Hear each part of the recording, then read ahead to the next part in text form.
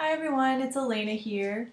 Continuing with Stuart Little, and we are on chapter 11, I believe. We just finished chapter 10, which was, well, at the end of it, Margalo decided to fly away because there was a cat that was out to eat her. So now we're going to see what happens next. This chapter is, chapter 11 is called The Automobile. There we go. Okay, here we go. For 3 days, everybody hunted all over the house for Margalo without finding so much as a feather. I guess she had spring fever, said George. A normal bird doesn't stay indoors, this kind of weather.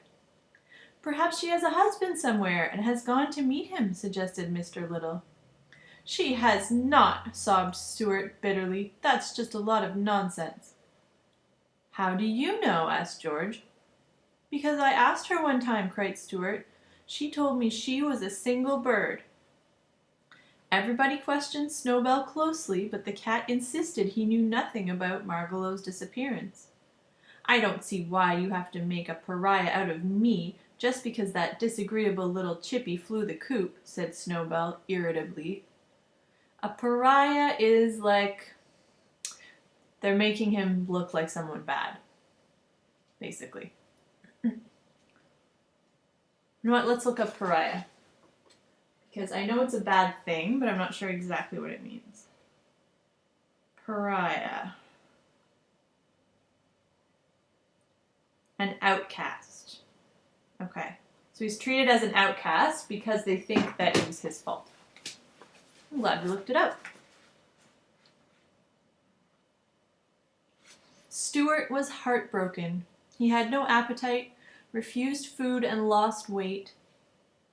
Finally, he decided that he would run away from home without telling anybody and go out into the world and look for Margalo. While I am about it, I might as well seek my fortune too, he thought.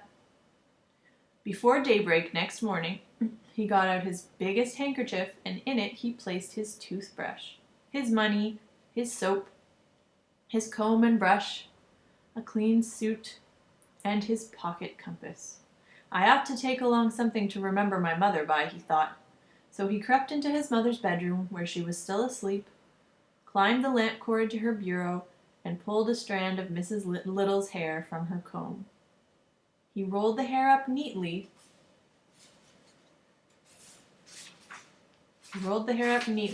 And laid it in the handkerchief with the other things. So here's Stuart laying out his things. And down here, he's getting the hair from his mom's comb. And then over here, he's seeking his fortune in the wide world. I think this is him right here. Then he rolled up everything into a bundle and tied it onto one end of a wooden match. With his gray felt hat cocked jauntily on one side of his head and his pack slung across his shoulder, Stuart stole softly out of the house. Goodbye, beautiful home, he whispered.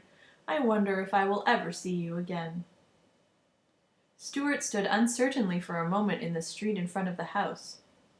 The world was a big place in which to go looking for a lost bird. North, south, east, or west, which way should he go? Stuart decided that he needed advice on such an important matter, so he started uptown to find his friend Dr. Carey, the surgeon-dentist, owner of the schooner Wasp. So this is the man that owned the boat that they were racing before. The doctor was glad to see Stuart. He took him right into his inner office where he was busy pulling a man's tooth. The man's name was Edward Clydesdale, and he had several wads of gauze in his cheek to hold his mouth open good and wide. The tooth was a hard one to get out, and the doctor let Stuart sit on his instrument tray so they could talk during the operation. I would not like it if my dentist did that. This is my friend Stuart Little, he said to the man with the gauze in his cheek. How are Stuart? Replied the man, as best as he could. He was saying, how do you do, Stuart, but he had gauze in his mouth. Very well, thank you, replied Stuart. Well, what's on your mind, Stuart? Asked Dr. Carey, seizing hold of the man's tooth with a pair of pincers and giving a strong pull. I ran away from home this morning, explained Stuart. I am going out into the world to seek my fortune and to look for a lost bird. Which direction do you think I should start out in? Dr. Carey twisted the tooth a bit and racked it back and forth. What color is the bird? He asked. Brown, said Stuart. Better go north, said Dr. Carey. Don't you think so, Mr. Clydesdale? Ook in entral ark, said Mr. Clydesdale. What? Cried Stuart. Ook in entral ark, said Mr. Clydesdale. He says look in Central Park, explained Dr. Carey, tucking another big wad of gauze into Mr. Clydesdale's cheek. And it's a good suggestion. Oftentimes people with decayed teeth have sound ideas. Central Park is a favorite place for birds in the spring. Mr. Clydesdale was nodding his head vigorously and seemed about to speak again. Uh-oh. If u on okay a erd in entral ark, ake a u ork, u Avon, and Artford Ailway, and ook in a Connecticut. What? Cried Stuart, delighted at this new kind of talk. What say Mr. Clydesdale? He says if you can't locate the bird in Central Park, take a New York, New Haven, and Hartford railway train and look in Connecticut, said Dr. Carey. Then he removed the rolls of gauze from Mr. Clydesdale's mouth. Rinse, please, he said. Mr. Clydesdale took a glass of mouthwash that was beside the chair and rinsed his mouth out.